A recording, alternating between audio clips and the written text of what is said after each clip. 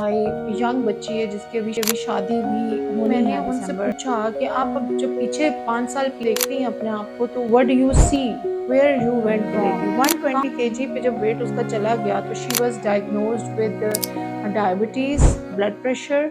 Story ये है कि when she was in O levels and A levels, तो उन्होंने जी वेट गेन करना शुरू कर दिया। इस बच्ची ने अपना वेट जो है वो 60 kg से she increased this weight up to 120 kg इन 3 सालों में।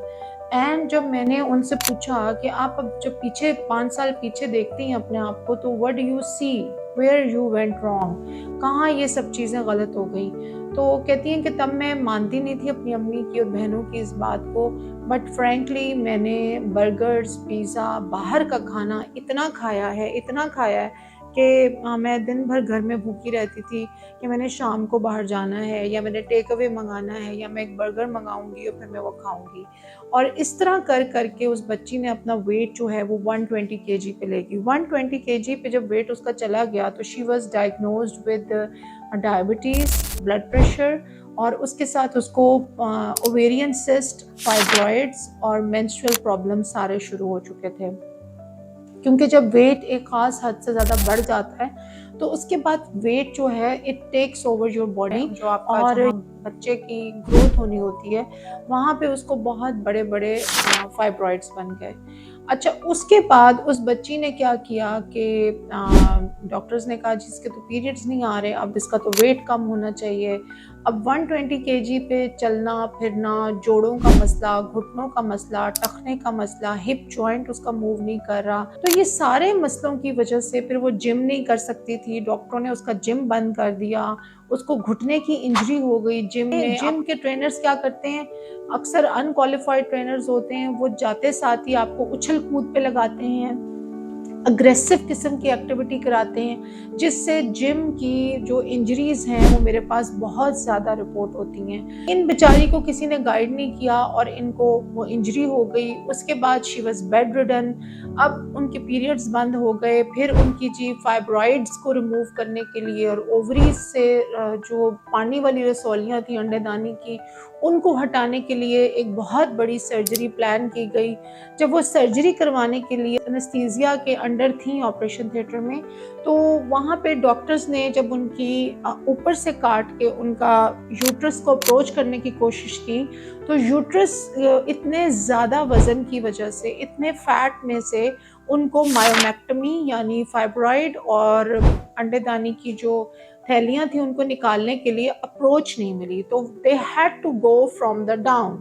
वो नीचे से चले गए और मेरे पास पूरी डॉक्यूमेंटेशन है। बच्ची की हाइमन उन्होंने ब्रेक की, हाइमन ब्रेक करके नीचे से उन्होंने एक्सेस ली और नीचे से सर्जरी करके खोल के उसका सारा मायोमेक्टमी की, यानी उसके फाइब्रॉइड निकाले और उसकी अंडेदानी की रसौलियों को रिमूव कर दिया। अब जब वो बच्ची मेरे पास आई है and she had a hymen, उसका नीचे का एरिया इतना ख़राब था कि आपकी सोच है, ऐसे लग रहा था जैसे किसी ने 4 बच्चों को पैदा किया हुआ है और कोई बहुत फॉरसेप्स डिलीवरी या कोई बहुत वैक्यूम। मेडिकल लैंग्वेज में ये है कि किसी टिश्यू की कोई शक्ल नहीं है और वो जगह जिसमें से एक उंगली नहीं गुजरनी चाहिए, वहाँ पे ऑलमोस्ट इतना बड़ा होल है वहाँ पे, और उसके अंदर डिफरेंट टिश्यू, तारें सी पड़ी हुई हैं, मसल्स पड़े हुए हैं, उसकी सारी जगह ओपन हुई हुई है क्योंकि ऑब्वियसली उन्होंने खोला होगा। अब आप मुझे इस बच्ची की माँ की ज़हनी कंडीशन बताएं इस वक्त, इसकी बहन की, इसके फादर की, कि आप ये देखें कि उसकी अम्मी मेरे सामने बैठी हुई रो रही हैं, परेशान हैं। अब अगर वो किसी को ये बताते हैं कि यार बच्ची जो थी वो मायोमेक्टमी के लिए उसे लेके गए थे, उसकी रसौलियाँ निकालनी थी और वहाँ पे जी अंदर उसको, चूंकि उनको एब्डोमेन के थ्रू अप्रोच नहीं मिली, डॉक्टर्स ने बाहर आके उनसे पेपर पे साइन कराए कि जी हमने तो रसौलियाँ निकालनी है, अब आप दस्तखत करें, हमें इजाज़त दें। तो वो एक अनपढ़ खातून या बहुत मिनिमल पढ़ी हुई खातून जो हैं, उनको तो यही समझ आई उस वक़्त कि अच्छा यार इस वक्त जो बच्ची की जान के लिए ठीक है, हमने जो इतने पैसे भरे हैं, ये ऑपरेशन के लिए यहाँ आई है, इसके पीरियड्स नहीं आ रहे हैं, तो हमें एटलीस्ट ये सर्जरी कामयाब करनी है। एंड शी वॉज क्राइंग कि उनको नहीं पता था कि इसके बाद उनकी बच्ची का ये हाल हो जाएगा। अब 125 kg पे एक बेड रिडन बच्ची है जो माँ बाप को समझ नहीं आ रही कि इसका क्या करें। फिर उन्होंने लाहौर में एक बहुत मशहूर डॉक्टर हैं, उनसे उन्होंने बायोट्रिक सर्जरी करवाई, यानी मैदा काट के उसको श्रिंक किया। वो भी 5-6 लाख की एक सर्जरी हुई। अब जब वो मेरे पास आई हैं तो वो 135 kg से ऑलमोस्ट इस वक्त 60 kg पे हैं आफ्टर दैट सर्जरी।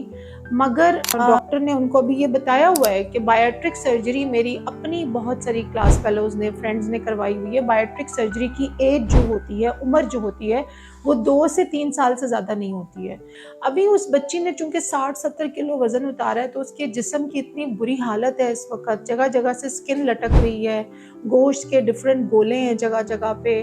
माँ बाप परेशान हैं बाहर। अब बायोट्रिक सर्जरी भी हो गई। अब मेरे पास वो पूरी इंटीरियर पोस्टीरियर रिपेयर करवा के जा रही हैं, रिपेयर भी हुई है, हाइमन भी स्टिच की है।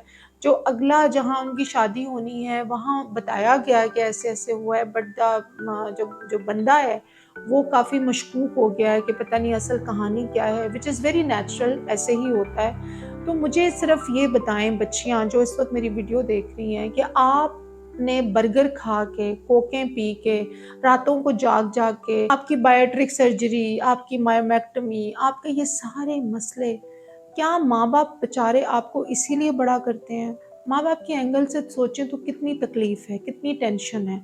तो मेरा इस वीडियो को बनाने का मकसद ये है कि जब आप लोग वज़न बढ़ा रहे होते हैं, खुदा के लिए, खुदा का वास्ता है, बाहर के खाने खाना बंद कर दें, रात को टेक अवेज करना बंद कर दें। उसको कभी भी इस बात का नहीं पता था when she was eating burger and she was having molten lavas, और जब उसे घर वाले मना करते थे कि यार थोड़ा सा फ्रेश खा लो, थोड़ा सा वॉक पे जाया करो, एक कुर्सी से उठ के दूसरी कुर्सी पे ना बैठ जाया करो, अल्लाह का वास्ता है, कमरे में वर्जिश कर लो, घर का खाना खा लो, तो उसको रियली उस बच्ची को तब नहीं पता था कि ये सब कुछ पेचीदा होते होते एक ऐसी सिचुएशन में एंड अप होगा कि अब उसको ये नहीं पता कि उसकी जो निकाह हुआ है ये रहना भी है कि नहीं रहना, रुखसती होनी भी है कि नहीं होनी।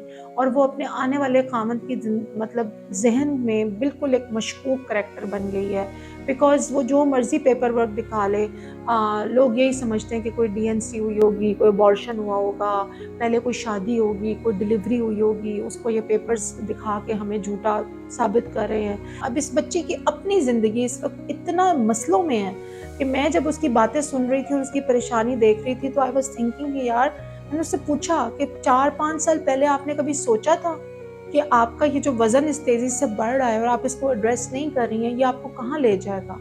कहती है मुझे तो पता भी नहीं था कि मैं इस तरह से एंड अप होंगी। मुझे एक सर्जरी के लिए एडमिट किया गया, मैं वहाँ से निकली तो पता चला मैं वर्जिन नहीं हूँ। अब मेरे नीचे से सब कुछ कट फट गया है। फिर मैंने 10 डॉक्टरों को चेक करवाया है, जो देखता है वो परेशान हो जाता है। मेरे आपसे पहले मुझे उसने कहा 10 डॉक्टरों ने मुझे इनकार कर दिया है कि हम आपका केस करेंगे। सो ट्राई टू अंडरस्टैंड कि this is a very critical issue. 10,000 steps a day करने, घर का खाना खाना, ताज़ा फ्रूट खाना। और ये स्टोरी आपके लिए एक बहुत बड़ा लेसन है, स्टोरी में हर खातून के लिए। और इस बच्चे की अभी कोई शादी नहीं हुई है, she is hardly 26 years old, और वो उस सर्जरी से गुजर चुकी है जिसके नाम भी मैं यहाँ नहीं ले सकती अभी। So try to understand. And again, अगर आपने ये वीडियो देख ली है और इसके बाद भी आप अपने वजन पर तवज्जो नहीं दे रही हैं, आप बर्गर्स और जंक और आपका लाइफस्टाइल रातों को जागना, दिन को सोना है, तो ट्रस्ट मी आप सेम रोड पे हैं और आपका अंजाम भी 19-20 के फ़र्क से, उसका 26 साल में हो गया तो आप 36 साल में वहाँ खड़ी होंगी। So try to address the main issue.